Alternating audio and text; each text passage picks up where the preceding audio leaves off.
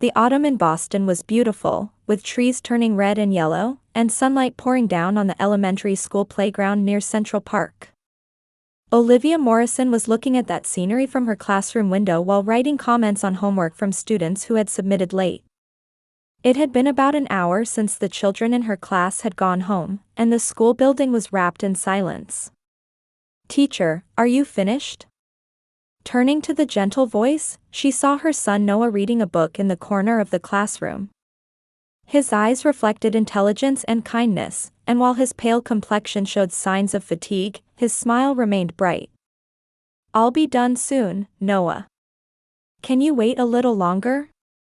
Olivia smiled back. Her eyes were warm, and her long brown hair was pulled into a simple ponytail. Her simple clothing was modest but neat, telling the story of her seriousness and sincerity. Noah nodded silently and returned to his book. The 10-year-old boy was more mature than his age, possessing an adult-like demeanor and thoughtfulness.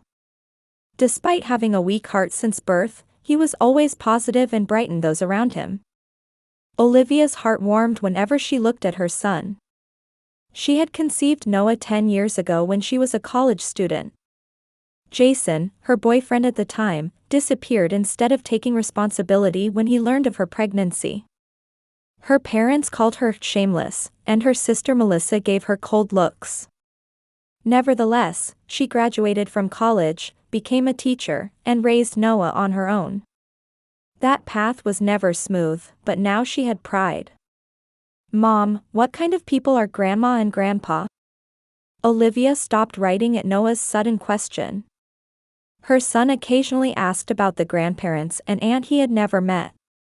She tried to be fair despite her bitter memories. "Your Grandma Martha is a social person. She always makes sure to look perfect and really values her reputation in the community. Grandpa Frank is a successful businessman, very smart, and good with numbers." Olivia chose her words carefully as she answered.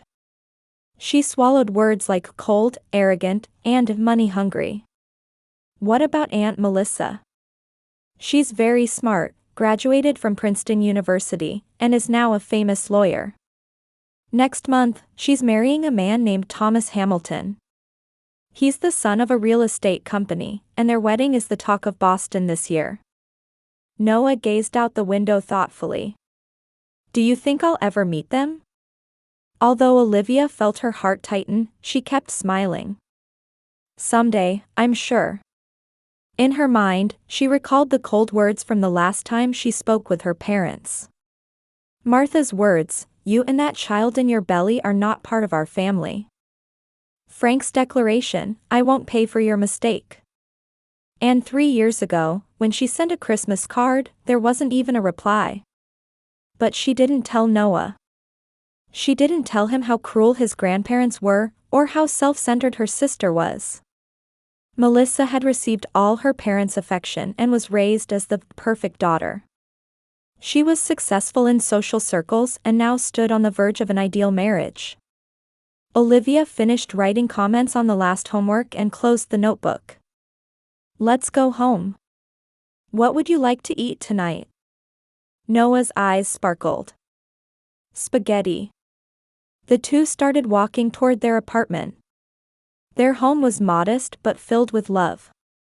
Olivia held Noah's small hand, grateful that he was healthy and happy.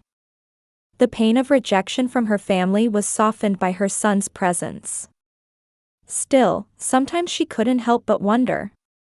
What if something happened? What if she needed help? She smoothed the wrinkle on her forehead and pushed away such thoughts. She had managed on her own thus far. She would simply continue to do so. Olivia's life changed on a Thursday afternoon. While she was teaching math to her 3rd grade class, she received an urgent summons from the principal's office. When she stepped into the hallway, Principal Parker was waiting with a grave expression. "Olivia, you need to go to the hospital right away." Noah collapsed during PE class. Her heart leaped. Noah was supposed to always observe PE classes. When she checked with his teacher, she learned that Noah had begged to play basketball with his friends. He had seemed fine at the time. When she arrived at Mount Sinai Hospital, Noah was already undergoing tests. Dr. Green, the pediatrician, took her to a quiet corner of the hallway. "Ms. Morrison, I'll be frank. Noah's heart condition is rapidly deteriorating. We've been monitoring his congenital heart disease, but the results of today's tests show." The doctor's words became distant, and all Olivia could hear was the sound of blood pulsing in her ears. Heart transplant. Urgency. Waiting list. Expensive specialized treatment. These words reached her in fragments. How much time, she finally managed to ask. "Honestly, I don't know. It could be months, or it could be less. We'll do our best to place his name high on the transplant waiting list, but there's no guarantee we'll find a matching donor." When Olivia entered Noah's hospital room, he was sleeping in bed. His complexion was gray like soil, and his lips had a bluish tint. Seeing his small body surrounded by IVs and heart monitors, tears welled up in her eyes. That night, after Noah fell asleep, Olivia sat at the small kitchen table in her apartment, looking at the medical bills. The amount was far beyond what she could pay with a teacher's salary and limited insurance. She had already used up her savings and was already working 2 part-time teaching jobs. Something inside her broke. For years, she had maintained her pride and never asked her parents for help. But now, her son's life was at stake. Pride could be thrown away. Olivia took a deep breath and dialed her parents' number for the first time in 10 years. Her mother answered the phone. "Hello, Wilson Residence." "Mom, it's Olivia." A moment of silence. "Well, this is unusual. What do you want?" Martha's voice was cold. "Mom, please listen. Noah is very ill. He needs a heart transplant, and there's not much time. The insurance isn't enough, and I don't have." "Olivia," Martha's sharp voice cut her off. "Whatever your situation may be, we're very busy with Melissa's wedding preparations right now. As you know, the Hamiltons are a very influential family, and this wedding must be perfect. But Mom, this is a matter of life. Noah's life." Olivia's voice was trembling. "That's the result of your choices. We have no responsibility." Another voice came from the other end of the phone. "Mom, who is it?" It was Melissa. "Your sister. She says her child is sick." There was the sound of the phone being taken, and Melissa's voice echoed. "Olivia? What are you thinking, bringing this drama before my wedding?" Olivia tried to contain her anger. "Melissa, Noah has a serious heart condition. The treatment costs." "Oh, it's about money again. Same old story. I know what this is. You're just jealous, aren't you? Because I have a wonderful life and you failed." "This isn't about jealousy." Olivia's voice rose. "Your nephew's life is in danger." "Nephew?" Melissa scoffed. "I've never even met him. He's a child you made on your own." "Dad." The phone changed hands again. "Olivia, what do you want now?" Frank's voice was low and irritated. "Dad, Noah is seriously ill." "Money." Olivia went quiet. Then in a small voice, she answered, "Yes. Listen, when you decided to have a child young and unmarried, we tried to stop you. But you made your choice. Take responsibility for the consequences. We have Melissa's wedding. You understand?" Olivia couldn't say anything.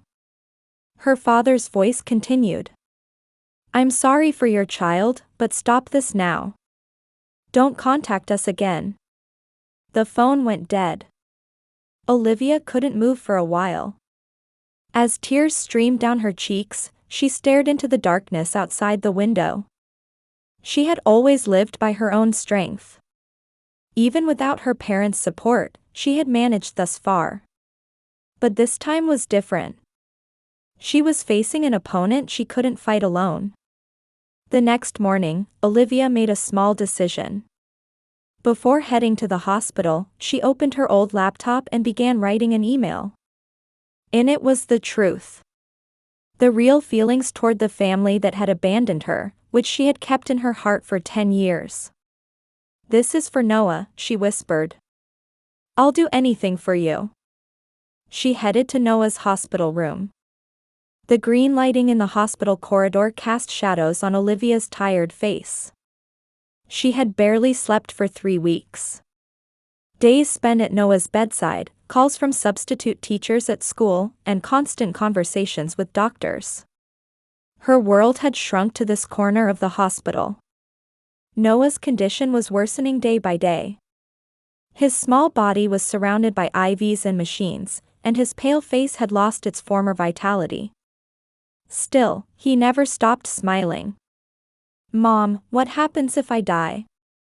Noah suddenly asked one morning. Olivia caught her breath. "That won't happen. We're fighting. You're going to get better." Noah shook his head slightly. "But I heard what Dr. Green said. That it's hard to find a matching donor." Olivia squeezed her son's hand. "Don't give up hope, Noah." "I'm not scared," Noah said in a small voice. "Just, if I die, will Grandpa, Grandma, and Aunt Melissa be sad? Even though they don't know me?" Olivia's chest ached. She didn't know how to answer. In the end, she kissed her son's cheek and said, "Of course they would. You're a special child." 2 days later, Dr. Green called her into the hallway. His expression said it all. "Ms. Morrison, Noah's heart function has declined further. Without a transplant." He broke off. "How long?" Olivia's voice was dry. "A few days, a week at most." Olivia leaned against the wall. Her legs seemed unable to support her weight. "Alternative treatments? Even experimental ones?" "We've already considered all possibilities. There are treatments not covered by insurance, but the cost is..." "How much?" "At least $300,000. "But the success rate is..." Olivia closed her eyes. It was several times her annual income. That night, she made a decision. As a last hope, she sent a formal letter to her family. Not a funeral invitation, but a detailed letter about Noah's critical condition and the help needed. She opened her heart, set aside her pride, and begged for her son's life. There was no reply. 1 day passed, then 2, and Olivia's hope faded. On the 3rd day, Noah's heart stopped momentarily and began beating again thanks to the doctor's desperate efforts. But Dr. Green's expression was dark. His eyes said, "There's no time." On the morning of the 4th day, Olivia made her last gamble. With trembling hands, she created a funeral invitation for her family. It wasn't reality, Noah was still alive. But she wanted to confront her family with the truth. A silent message saying, "If he dies, this will be your last chance." She sent the email and formal invitation. And waited again. But there was no reply. Noah's condition worsened further, and Olivia didn't leave his bedside. On the evening of the 5th day, she picked up her cell phone and dialed her mother's number with trembling fingers. After the ringtone sounded once, twice, 3 times, Martha's voice came through. "Hello, Wilson Residence." Olivia took a deep breath. "It's Olivia." A moment of silence. "Well, this is unusual." Martha's voice was flippant. "Did you receive my email and the funeral invitation?" Olivia's voice was tired. Oh, that. Martha's voice changed. Honestly, I was shocked. A funeral? What are you thinking? Noah's condition is extremely critical. The doctors say he doesn't have long. Olivia's voice trembled. Well, but Martha hesitated. I'm busy with Melissa's wedding preparations.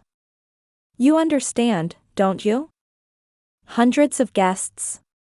And if it's really that serious, you should have told us earlier. Hot tears spilled from Olivia's eyes. I did contact you before. I asked for help. But no one would listen. Olivia, we have our own lives. We can't get involved in your problems. It's your only grandson's funeral, Mom. Please come, Olivia pleaded. He's your grandson. Even though you've never met him. There was a rustle on the other end of the phone, and the next moment, Melissa's high-pitched voice came through. What are you thinking, at a time like this? Olivia closed her eyes. Melissa, Noah is dying. He is. Don't steal the spotlight with someone's death. It's always like this with you. You want attention? Melissa's voice was cold. My wedding is in 2 weeks. Don't bring this drama. Everyone was supposed to celebrate my day. Noah is your nephew. Even though you never tried to meet him, Olivia said quietly. Nephew? He's a child you decided to have on your own. Don't involve me. And what do you think Thomas will think if he hears about a funeral? It's bad luck. Olivia was hit with a mix of anger and sadness. Bad luck? A child's death? You really are. There was the sound of the phone being moved again, and this time her father's low voice echoed. Olivia, that's enough, Frank's voice was cruel. The living are more important, aren't they? I've had enough talk about a dead kid. Olivia was speechless. Her heart froze. That dramatic funeral invitation upset Melissa. Doing something like that during her important time, you're really selfish. I understand, Olivia's voice sounded distant. This will be the last time I contact you. She hung up. The hospital room was quiet, with only the rhythm of machines echoing. Noah had his eyes slightly open. Are you okay, Mom? His voice was faint. Olivia wiped away her tears and smiled. Yes, I'm fine. We have each other. Noah smiled softly and reached out his hand. Olivia gently took it. Mom, I have a request. Olivia gently kissed her son's forehead. Tell me anything. When I die, I want to write letters. To Grandpa, Grandma, and Aunt Melissa. Olivia's chest ached. You're not going to die, Noah. We are. Please, Mom, Noah's eyes were serious. Promise me. Olivia nodded. I promise. Noah smiled with relief. And one more thing. I want you to put those letters in my coffin. But don't open them. Olivia was confused. But then no one will be able to read them. It's okay, Noah laughed softly. I have a plan. Before Olivia could answer, Noah's eyes closed, and he fell asleep. She was left alone in the room, gazing at the sunset outside the window, wondering what her son was planning. On a calm, clear autumn day, Noah quietly passed away. In his final moment, he held Olivia's hand and whispered, "Thank you." Then he fell into eternal sleep. Olivia, alone in her grief, prepared her son's funeral. It was a small ceremony attended by fellow teachers, Noah's classmates, and their parents. But not one member of her family appeared. The night before the funeral, Olivia fulfilled Noah's last wish. Staring at the envelope he had written, she placed it unopened in the coffin as promised. Next to the envelope, along with Noah's favorite book, was a small digital recorder. Olivia didn't know what it was for, but she respected her son's wishes. 2 weeks after the funeral, Olivia took out a black dress from the back of her closet. It was something Noah had asked her to do the day before he died. "Mom, go to Aunt Melissa's wedding." "But Noah, we weren't invited." "It's okay, you should go. Promise me." Olivia couldn't refuse her son's last wish. St. James Cathedral was one of the most beautiful churches in Boston. That day, the church was filled with flowers and light, bustling with people from high society. Olivia quietly sat in a seat at the back. Attendees who noticed her presence gave surprised looks, but since the ceremony was about to begin, no one approached her. At the altar, the groom, Thomas Hamilton, was waiting with a nervous expression. He was tall with a gentlemanly air. Olivia was seeing him for the first time, but she had read about her sister's fiancé in newspapers and social media. He had a reputation as the son of a real estate developer who was also passionate about charitable activities. The wedding march played, and Melissa entered on Frank's arm. She was breathtakingly beautiful. Her pure white dress fit perfectly with her perfect style, with a long veil flowing behind her. Olivia felt a tightness in her chest. Once, they had been close sisters. As children, they shared secrets and talked about dreams. Somewhere along the way, that changed. The ceremony proceeded solemnly. As the pastor's voice echoed through the church, Olivia thought about Noah. What would her son have said? He would surely have been happy to see this beautiful ceremony. He had always wanted to meet her family. If anyone has reason to object to this marriage, speak now or forever hold your peace. At the pastor's words echoing through the church, Olivia stood up. Her heart was beating violently. All eyes in the church turned to her. "I have a reason to object." Her voice was small but clearly resonated in the silent church. Murmurs arose, and Frank and Martha's faces contorted with anger and fear. Melissa turned around, and when she saw her sister, her face turned red. "I came to fulfill my son's last wish," Olivia continued. She took an envelope from her small bag. "Noah wanted this to be opened not by my hand, but in front of all of you." Thomas looked at Melissa with a confused expression. He clearly didn't understand the situation. "Remove this woman," Frank shouted. "Wait," Thomas's voice echoed. He descended from the altar and approached Olivia. "Are you Melissa's sister?" Olivia nodded. "And I lost my son 2 weeks ago. He was 10 years old." Sympathy appeared in Thomas's eyes. "I'm very sorry for your loss. Please, let us hear what your son wanted to say." "Thomas," Melissa cried out. "Don't believe what she says. She always wants attention." Thomas looked quietly at Melissa. "Whether someone values family is important to me." He turned back to Olivia. "Please continue." With trembling hands, Olivia opened the envelope and took out a letter and a small digital recorder. She opened the letter and began to read aloud. "Dear Grandma, Grandpa, and Aunt Melissa. I am Noah Morrison. You don't know me, but I know a lot about you. Because Mom often told me about you. That Grandma hosts wonderful parties in society, that Grandpa is a successful businessman, that Aunt Melissa is smart and beautiful. I always dreamed of meeting you someday. But that chance will never come now. My heart is very weak and will soon stop beating. But please don't be sad. I've had a happy life. Because Mom was the best mom. There's just one thing I wanted to know. Why didn't you accept Mom and me as family? Mom didn't do anything wrong. She worked hard and raised me. Alone, without help. I don't resent you. Rather, my last wish is for you to accept Mom as family.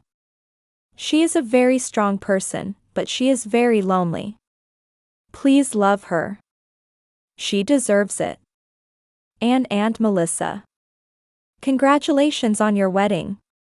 Is Uncle Thomas a good person? When I grew up, I wanted to be a fine person like him. I hope he makes you happy. Finally, there is a small recorder with this letter. It is a present from me.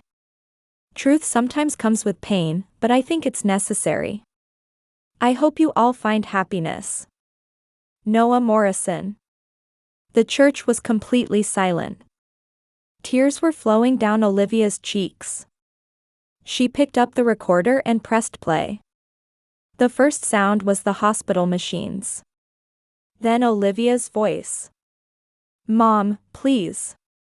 Noah's treatment costs $300,000. His life is at stake. Olivia, we have Melissa's wedding. That budget is $300,000. You understand, don't you? There are priorities. Martha's voice echoed coldly. But Mom, this is a matter of life. That's the result of your choices. Next, Frank's voice.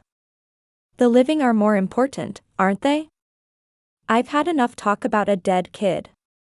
The recording ended there. The church was wrapped in complete silence. Martha and Frank's faces had turned pale, and Melissa was trembling. Thomas stared at his fiancée with a shocked expression. Is this true? His voice was low and trembling. Melissa couldn't answer. Her eyes reflected fear. Thomas quietly returned to the altar and took out a small ring box. He held it out to Melissa. I want to share my life with someone who values family, he said quietly. You don't seem to be such a person. He turned and approached Olivia. Your son must have been a wonderful child. His last wish should be fulfilled. Thomas left the church. As voices of confusion and disturbance spread throughout the church, Olivia quietly stood up and headed for the exit. When she turned back as she left the church, she saw Martha and Frank standing in shock, and Melissa collapsed on the floor. In the outside light, Olivia took a deep breath. Noah, your wish has been fulfilled, she whispered. She remembered what the doctor had told her when she left the hospital. Your son was a special child. His heart may have been weak, but his heart was stronger than anyone's. Olivia looked up at the sky. Her son's smile appeared. 2 years had passed. On the society page of the Boston Globe, there was a large photo of the opening ceremony of the Noah Morrison Children's Heart Center. In the center of the photo, Olivia Morrison and Thomas Hamilton stood smiling. Behind them shone a modern building equipped with the latest medical facilities. I hope that this center, named after my son, will save the lives of many children, Olivia's comment was attached to the article. Several weeks after the scandal of Melissa's broken engagement, Thomas visited Olivia and said he wanted to know about Noah. He was moved by that pure soul after seeing Noah's photos, diaries, and drawings. And he made a decision. Through his family's foundation, he would establish a specialized center for pediatric heart patients. Olivia came to play a central role in that project. She quit her teaching job and became the director of the center's patient support program. Her dedicated work supporting families in similar situations gave hope to many people. Meanwhile, the Wilson family's downfall was rapid. Melissa couldn't recover from the shock of her broken engagement and became dependent on alcohol. Her career at the law firm stalled, and she was eventually forced to take a leave of absence. Martha and Frank lost their position in society and were abandoned by many of friends. Frank's company's performance also deteriorated along with its reputation. One winter day, the doorbell rang at Olivia's apartment. When she opened the door, an aged Martha stood there. May I come in? Her voice had lost the confident tone of the past. Olivia invited her mother into the living room. On the wall hung photographs of Noah's smiling face. Martha stared at those photos for a while. "He looks like you," she finally said. "His personality was kinder than mine," Olivia quietly replied. "Olivia, we were wrong," tears glistened in Martha's eyes. "I want you to forgive us. Could we be a family again?" Olivia gazed at the snow scene outside the window. "Noah would have forgiven you. That's the kind of child he was." She took a deep breath. "But I don't have that courage yet. I need time." Martha nodded and stood up. "I understand. We'll be waiting whenever you're ready." After she left, Olivia picked up Noah's photograph. "I'm learning your kindness little by little," she whispered. That night, Thomas invited her to dinner. Their relationship had gradually changed from friendship. He listened to stories about Noah and was impressed by her strength. Olivia, too, was beginning to open her heart to his sincerity and thoughtfulness. When she returned to the center's office, new children's photos were arranged on Olivia's desk. They were all children who could receive treatment thanks to Noah. As Olivia picked up the photos one by one, she was filled with gratitude toward her son. She looked at Noah's photo and smiled. "You saved all of us until the very end." Outside the window, new snow had quietly begun to fall. It seemed like a symbol of a new beginning.